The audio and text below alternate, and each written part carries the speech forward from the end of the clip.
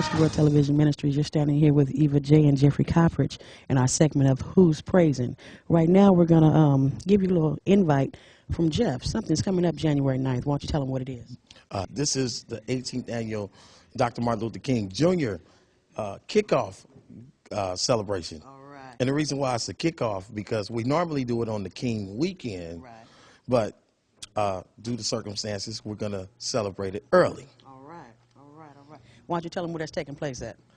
Because I know it's at Rutherford Church, right? Yeah. Yeah. It's going to be at Greater Mount Carmel.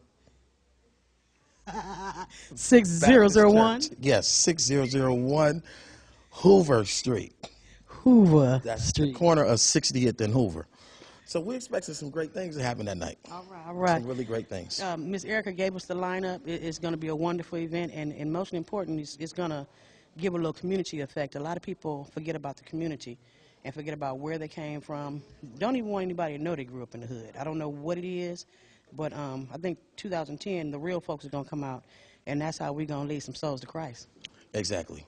Exactly. And I think this would be a great tool. Oh, yeah. You deal with a lot of young folks. Why don't you tell us about inner city and why they're different than any other ministry out there right now?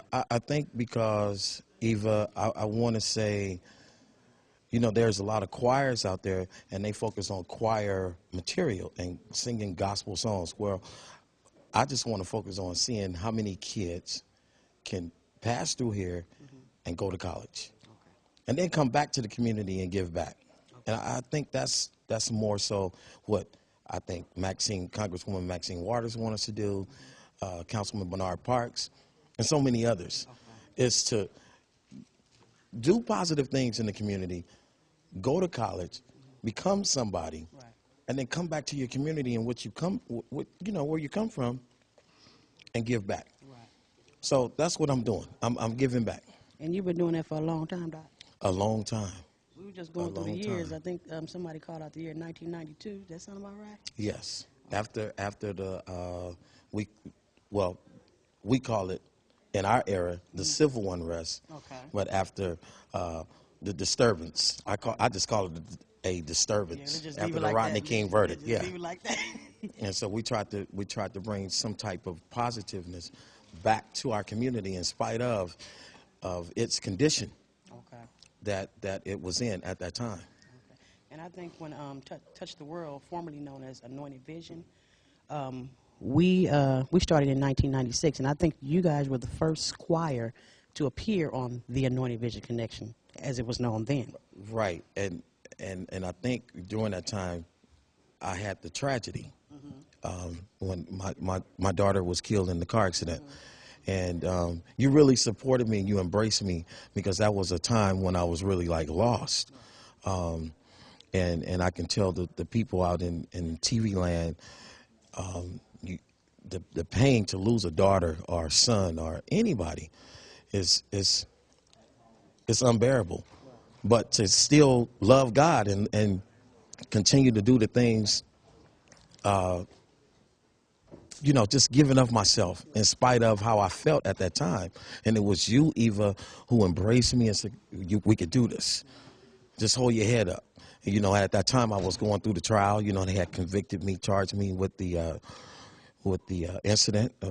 And, I was faced with some hard times, but prayers from yourself and your ministry, Pastor Melvin Jackson at the time, his wife, and so many others who was supporting, who prayed.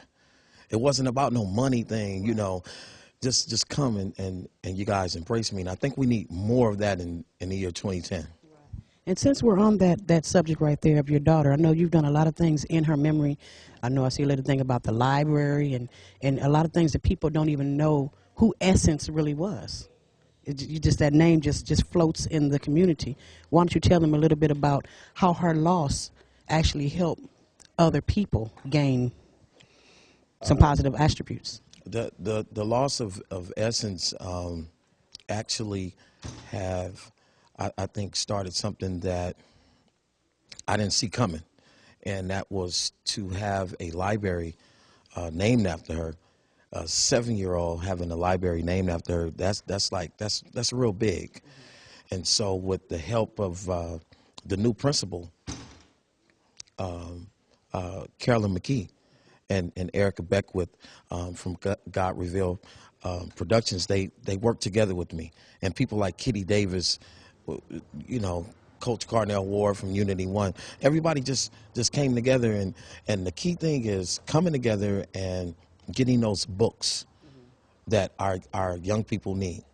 Our young people need to know. Parents, please make your son or daughter read. It's reading to them. And so Essence have allowed some things to happen in her memory to help young people become better readers in our community.